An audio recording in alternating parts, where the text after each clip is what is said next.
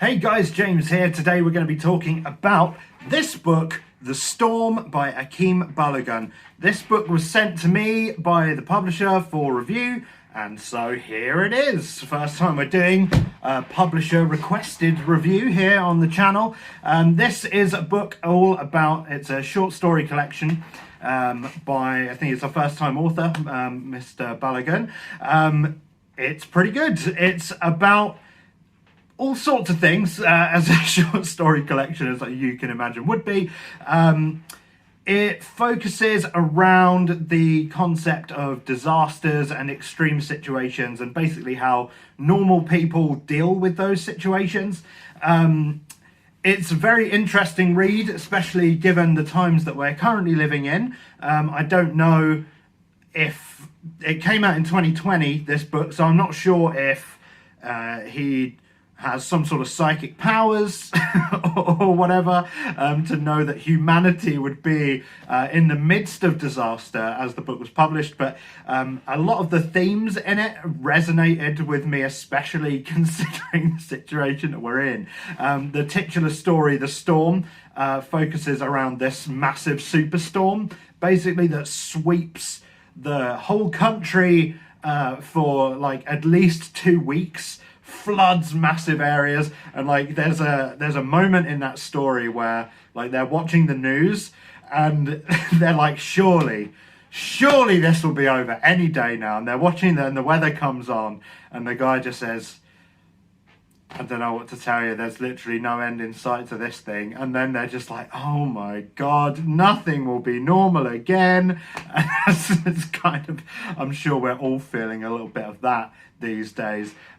So what are the strengths of this book are pretty, it's solidly written. I wouldn't say the writing itself is one of its core strengths. Like, it's very functionally written, but it's not like one of those super elaborate, flowery, poetic kind of languagey books, if you get what I mean. It's kind of, it's very serviceable, but the characters that he creates often are very strong in the narrative. Like, a lot of the stories, there's 13 stories in the book and it's only like 240 pages.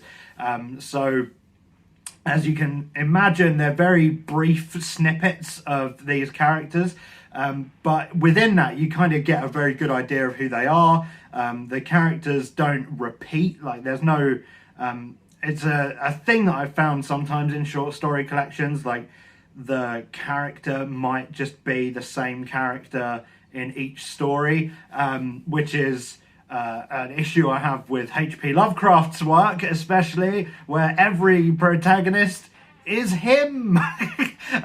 So we don't get that here. Like, we get a good variety of characters, and the ideas in it are very unique. Lots of shades of Black Mirror, shades of Ted Chiang with Stories of Your Life and Others, you know, that kind of creativity. It's like all very near future stuff where there are some sci-fi elements to it, but it's never like really over the top. Like, there's a great story in there that's about a guy having an argument with his like AI bank account, as it tells him it's a terrible idea to take out an overdraft to go on holiday.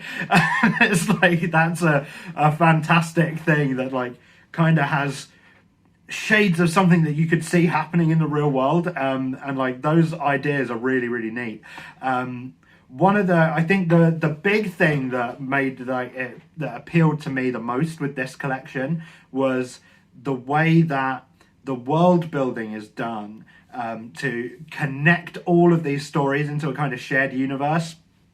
Now, none of the characters overlap, like none of them ever interact with each other or meet each other in any way.